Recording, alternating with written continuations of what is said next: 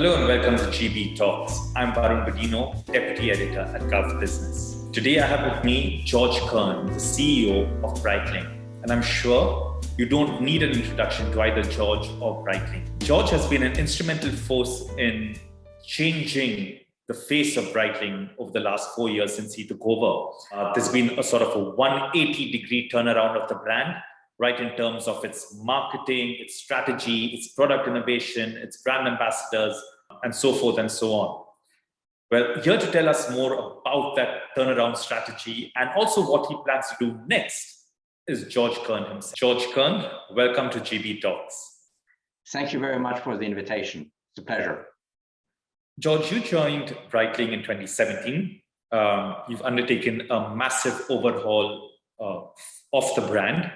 You've changed its products, its aesthetics, its marketing, its the audience that it talks to.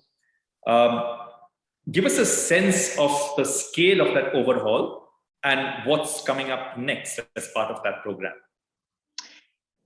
You're right. I think we made a couple of changes, and from the outside, it certainly looks major.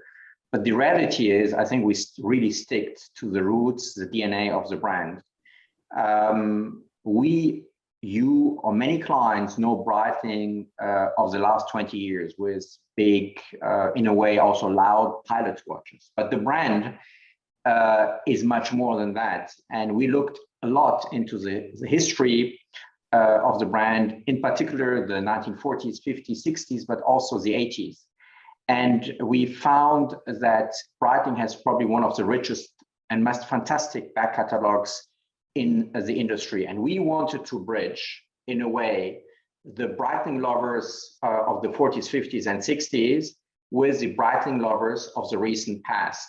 So combining, in a way, also beautiful traditional watches with very modern type of products. And this is why our design mantra is also modern retro. And this is what we stand for. And in the context of, I would say, reworking the brand, indeed, we reworked our advertising campaign, our boutique concept, etc., to make it more contemporary and adapted and adjusted to what customers are looking for today. And I must say it works extremely well, in particular in the Middle East. Right. Well, COVID-19 hit us all. In many ways, we're definitely not over it. But yet, Breitling is an independent brand. It does not have the backing of a huge conglomerate behind it. You, of course, outlined your plans that you have and that you have been undertaking over the last 4 years. How significantly did COVID-19 impact the business and also the overall plans that you've just outlined? How have they been set back in many ways? Yeah. So you always have advantages and disadvantages when you're an independent company. The advantages are that you're extremely quick, extremely flexible, that you have very low fixed costs, and therefore can react basically overnight. Of course, we don't have the backing, the financial means, and what have you of big group. But in this crisis, and when you look at all the reports, I think that in particular, the independent brands did or had a very good performance over the last couple of weeks and months. And I think that also the values, in particular, Breitling engaged in before COVID, like inclusive luxury, what we call inclusive luxury, the way how we talk with the customers, how we interact with them in a very relaxed way. Casual luxury becomes more and more casual and relaxed, and you see it in our boutiques. And sustainable luxury, and look what we have been doing with packaging, with straps, etc. These three values helped us a lot also during COVID and will help us post-COVID. Right. And of course, the 2021 novelties. There's Premier Heritage Collection, the Bentley, and also the Super Chronomat. Which is your star performer thus far for 2021? So first of all, I think it is very important to continue to work. We never stopped communicating, even last year at the peak of the pandemic in April, we launched one of our major products, the Chronomat, which turned out to be a phenomenal success. It is very important in our digital times to be top of mind with our customers to continuously on regular basis come with newness, with excitement to talk about our industry. And it can be just one piece, one limited series. It doesn't have to be a full new launch of somebody, but you have to constantly stay in contact and bring that excitement to the customer. So this year, indeed, we launched the Deus Ex Machina, which perfectly fit, I would say, this current lifestyle and the wish and the need of surfing, motorbiking, getting out of this crisis. Then the South Sea collection, a beautiful Colorstone ladies line collection on the Chronomat. Then, of course, the Premier Heritage, which we launched 3-4 weeks ago on April 6th, which has gotten a tremendous response. And now the Super Chronomat. The beauty at Breitling is that we can and that we have the credibility in launching, I would say, more traditional products like the Premier Heritage, and very modern and super sport watches like the Super Chronomat, or I would say even females watches and more retro watches like the Deus Ex Machina. Right. A minute ago, when we were talking about COVID-19, you spoke about packaging, and that's interesting because that goes back to the element of sustainability with Breitling. A few months ago, you all introduced the new packaging box made of 100% upcycled products. There's, of course, the well-known, outer-known collaboration. All of these are great, but have you been able to measure the impact of these sustainability initiatives that they've had on Breitling thus far? Well, at the end of the day, you never know what elements have what impact in your sales. It's a package. We take so many decisions and actions, be it online, offline, at point of sale, with a customer, etc. So you never know what has what impact. What I wanted to say towards sustainability are the following things. First of all, everybody has the responsibility and the moral and ethical obligation to do the maximum she and he can do in his sphere of influence. And this is what Breitling wants to do and what myself I want to do. And of course, we're not Coca-Cola, we're not a multinational, multi-billion company, and our influence is limited, but we have to do the maximum we can. So that's number one. The second thing is, which is as important, is customers expect our commitment towards environment. Millennials expect it, and whatever we do is being well received. And we are selling luxury watches. We are not selling packaging. In that sense, having a sustainable packaging and upcycled packaging, as you rightly mentioned, perfectly makes sense. In particular, that we don't oblige the customers to take that packaging. He can still order the previous one or the traditional one, but the standard packaging is sustainable because we believe that this is something we have to do, as I said, in our sphere of influence. Let's talk about the Middle East. This is a market where we're seated at the moment. Give us a scale of your operations within the Middle East. Talk to us about the key markets you have here: UAE, of course, Saudi Arabia, Kuwait, Oman. Just give us a broad overview of Breitling's operations here. Absolutely. So the Middle East is today, in terms of turnover, probably the fourth or fifth biggest region for us, which is quite incredible.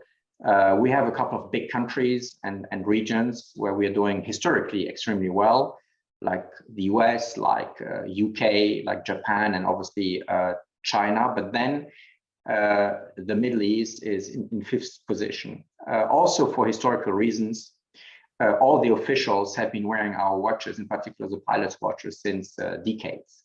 So there are strong roots, I would say, in the Middle East. But we have been booming, literally booming, over the last 18 to 24 months. So even before COVID, yes, we enjoy the fact that, in particular, the UAE was not really closed and not really in lockdown like many other regions in the world.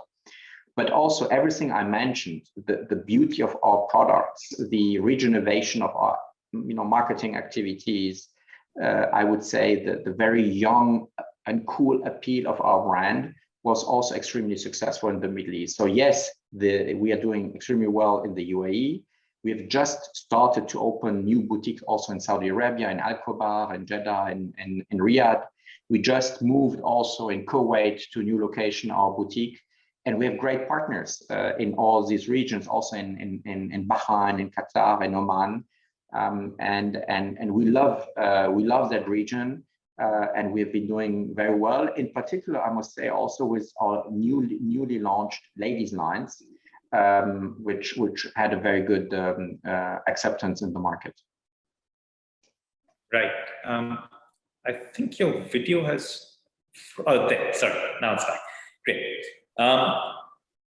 UAE specifically, you started mentioning about that just now, and about how in many ways it wasn't a lockdown, or there wasn't a full lockdown, therefore operations could continue by and large as planned. But did the reduction in the number of tourists mean that now Breitling repurposed and sort of began to focus on resident and nationals? Did it see a spike in a demand for certain collections within the UAE? Could you talk to us about UAE, specifically Dubai and Abu Dhabi? It's a very valid and important question, because in many countries, UAE, Switzerland, France, many companies were dependent on the tourist business, in particular the tourist business from China, which obviously came down to zero over the last 12 months. Thank God, as I mentioned earlier, we have strong roots in the Middle East, where many officials were wearing our watches. We have strong local roots, not only in the Middle East. We are a local brand. We're a local brand, not only in the Middle East, but also in the US, in the UK, in Germany.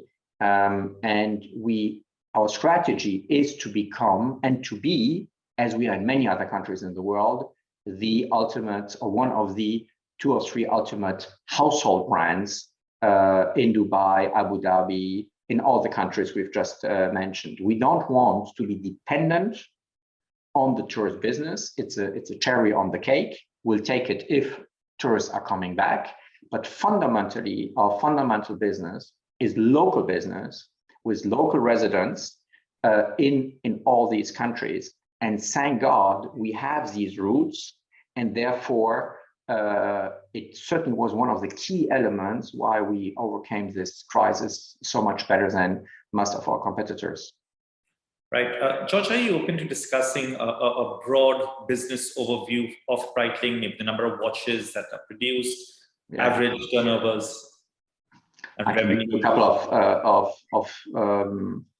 of figures. We make roughly 170,000 watches. There was for those who are interested in I would say more macro figures, there's a very good analysis made by Morgan Stanley, which just came out a couple of weeks ago, which was showing the growth or the decrease of the brands within the overall watch market, and clearly we gained market share over the last years. We are now in the worldwide in the top 10. In many countries, we're in the top 3. In the top countries which I mentioned earlier, like the UK, Japan, USA, Germany, also in the Middle East, we are part of the top 5 brands in turnover. But we're a little late in China. We just started the China business 4 years ago when we joined the company. And here we need to catch up and triple, quadruple our turnovers to reach the levels or our fair share of business, I would say. But we definitely have strong ambitions. We have been extremely resilient during the crisis, and it shows how strong the rebound can be as soon as the markets will fully reopen, hopefully in the next 2 months. Right, and it's interesting you mentioned China, because I recollect from our previous interaction as well, that was a major focus for you. I know that you had big plans for that country. Has COVID-19 somehow tempered down those plans for China, or are they still on course? No, we're still on course. The problem with China is very simple. It's distribution. You don't have an established retail network like you might have, in the UAE, for instance, with Siddiqui running stores for us in Dubai or in Abu Dhabi. What you have in China, because it's a very new market, I mean, we're talking about 10, 15 years of a market really booming and growing. There is no distribution. You need to open boutiques. And the difficulty of opening boutiques is the negotiations, is finding the malls, finding the locations, signing the contracts, building the boutiques. And this is not something you do like this. It's a physical effort, and it's an effort which depends on opportunities. So therefore, we are strongly growing. We had a growth last year of 85, 90% in China. But as I said, from a basis which is too small and which we need to increase. So this year we plan to open between 20 and 30 boutiques in China, which is major. I don't know if we can achieve this because again, it's a question of opportunities. Where there's no offer in terms of boutiques, there's no demand. So we need to open distribution in China. Right. Let's talk about sports sponsorships. That's something that, quite frankly, you excelled at when you were at IWC. Now, of course, with Breitling sponsored the UAE Tour 2021 earlier this year. Give us an overview of sort of the strategy for sports sponsorships and whether that will go into, for example, Formula One or Esports or UFC, for that matter, sort of the newer the sports that are gaining prominence as of now.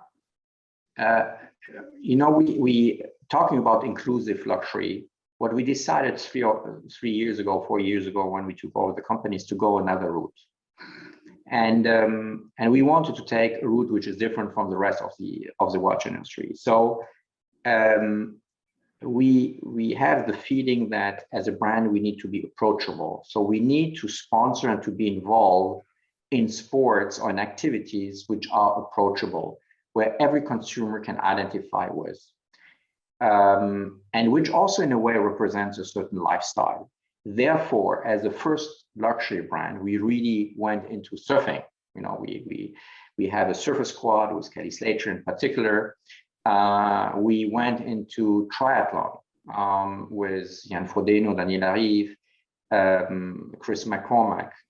We have a triathlon squad. We are sponsor of Kona, the World Championship, Ironman World Championship on Hawaii.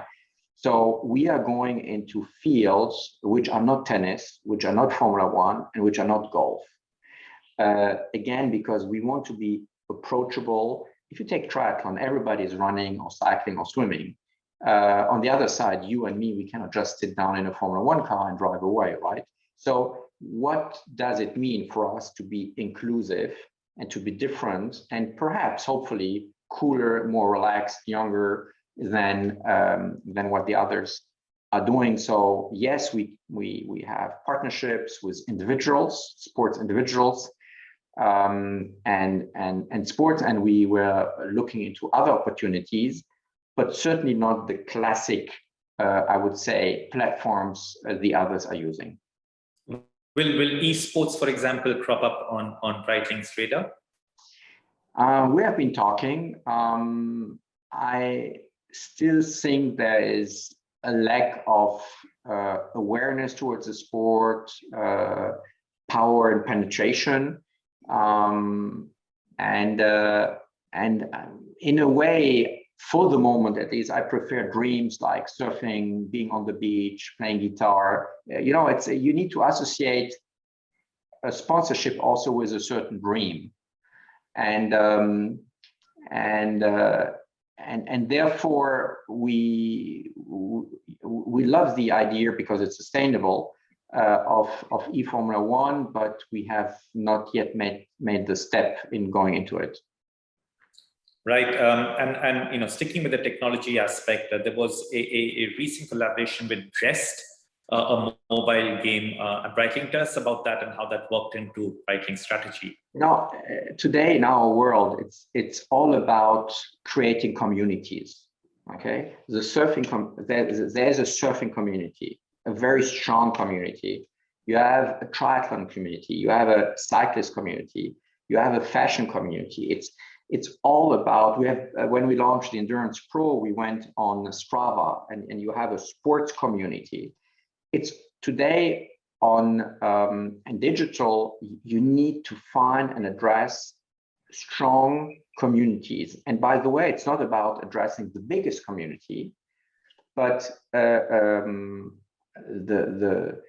community, any community which fits to your brand, and you reach them through digital tools. So we test many things. You know, we launch also the blockchain in the context of our digital transformation. We had, as I said, that partnership with Strava when we launched the Endurance Pro, and when we launched our ladies lines, we had another partnership with Rest, because gaming becomes a key element, and with our I would say Spotlight Squad, this, you know, with Misty Copeland, with Charlize Theron, with Yao Chen, this fitted perfectly well in that segment, even though I'm not a dressed user and player at all, but it worked extremely well, I must say. Right, and another very interesting program that Breitling rolled out recently was the Breitling Select Watch subscription program. In many ways, sort of a try before you buy program that came out in the US. Tell us about the thought process behind that, what the success has been, and whether it's going to come here to the Middle East. That's a very interesting pilot project we are running in the US, as you rightly said. So the idea and the misunderstanding is we are not addressing people who want a discount, right? We are not giving payment terms. Actually, the watch for that particular individual who is using that tool will be more expensive than if we would pay it cash, because you pay your monthly fees and then you buy the watch. So the idea is, in a way, to address people who are not sure about what they want. It's not about not having the money. It's about giving the choice of 3 products during 12 months, and to take the time to try on these products, to use them, and to feel comfortable with them. By the way, such offerings exist in the US with Porsche. You can have your 3 Porsche cars, exists with Ralph Lauren. So it's not something which is new. And what we have to do in our industry, which is a very traditional industry, is using all the digital tools or means to address all kinds of consumer needs. We need to respond to consumer needs and put together an offering which will respond to the consumer needs. And these consumer needs are going beyond going into a store and paying cash for a watch and taking it at home. Right. Does this also, though, give rise to the problem of a surplus of inventory? Because you have 3 watches, you might end up buying 1, but there's 2 that goes back to the retailer.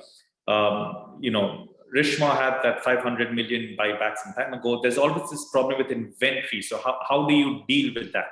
No, in that particular project, we have a pool of watches, and all participants in that program are using the same pool of watches. So after a while, you buy your product, and the product actually in that pool becomes a pre-owned product and is being sold as a pre-owned product to give still a price advantage to the consumer. So I would say it's a closed circle whereby people are exchanging the watches. Of course, we take all the measurements, in particular with COVID, in terms of cleaning, refurbishing the watch, etc., so that the watch is always looks actually new, but in reality, it's a pre-owned it's a pre-owned watch. So that's this ecosystem of that particular program. On the other side, we always try to help our retailers in taking back stock, in refreshing their stock, in helping them to always have the newest of the newest in the Breitling collection. So we take back stock. We have roughly 10 factory outlets in the world, in the US, in Europe, in Asia, where we then sell these watches as if you want a factory outlet item with a discount roughly at 30%. But the most important thing is that we fight gray market, that retailers don't sell these watches to gray market platforms, and that we control the prices so that the value of the brand remains stable and is even increasing. Right. I'm coming to the end. Just 2 or 3 more questions for you. The first one is e-commerce. Obviously, this is something that has accelerated across the board for brands right across the board. What are your plans for e-commerce, and how have they accelerated within these last couple of months? So, if you read the interviews of any managers of managers in the watch industry and the luxury industry in general, they would all tell you, okay, e-com will represent between, I would say, 10 and 20% of the business, depending if you're in hard goods, in soft goods, in more fashionable products, etc. And I would agree with that. So of course, because of the COVID situation, the share has been increasing. But digital transformation, it doesn't mean only e-com. We invest roughly now from our media budget, roughly 70% in online media and only 30% in offline media to drive the consumer to our site or to the sites of our retailers, to communicate with them, and in order to help him to make up his mind. So this is what we call the purchasing process, which is very much digital. But it doesn't mean that 70% of your customers are actually buying online. As I said, I estimate it will be 10 to 20% on midterm or short term. Meaning that you have many other tools like appointment tools to make an appointment in a boutique, click and collect, because customers still want to try on the product, especially these hard good products where you have to set up the bracelet to your wrist, etc., etc. So I believe that we need to run this multi-channel strategy with our colleagues, with our retailer partners, with the boutiques.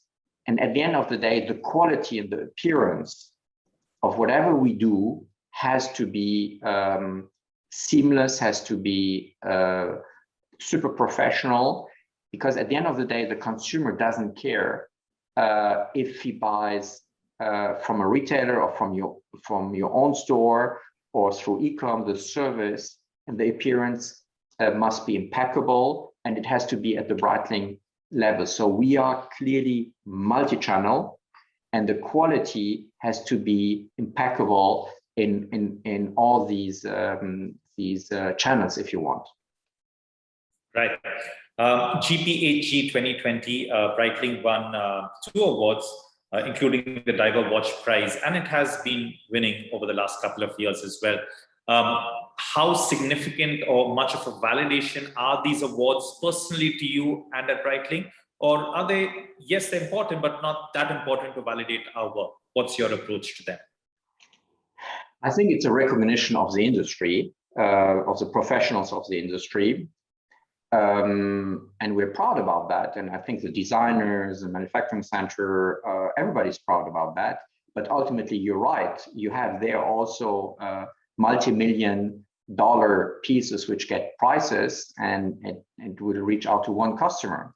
So ultimately, the real recognition only comes from the customer when you sell watches. So you know it's successful and it's well accepted. But being nominated, I think we've been the only brand being nominated, or another brand being nominated in so many categories, and then winning 2 prizes, I think is a great sign of recognition toward the work of our colleagues, designers, technicians, colleagues working in the production. And I'm sure we will be nominated again this year with many products. But ultimately, I would like the consumers to buy our products. Right. And finally, George, what can you tell us about what's coming up for Breitling that we don't know? Give us a sneak peek or preview over the near to midterm. Listen, we are so active, and as I mentioned to you, every 2 or 3 months there will be news on major news on Breitling, be it in sponsorship, be it in through new ambassadors, with opening of new flagship boutiques, and of course launching new products. So it's like watching a Netflix series. There's always a new episode, and always a very striking new episode. Right, brilliant. George, thank you very much for giving us your time. Thank you. It was a pleasure. Thank you very much to each one of you who have tuned into this episode of GB Talks. I hope you enjoyed it as much as I did. And we look forward to having you once again with us on the next edition of GB Talks. Do remember to follow us on all our social media channels, including Twitter, Facebook, LinkedIn, and Instagram. Thank you and goodbye.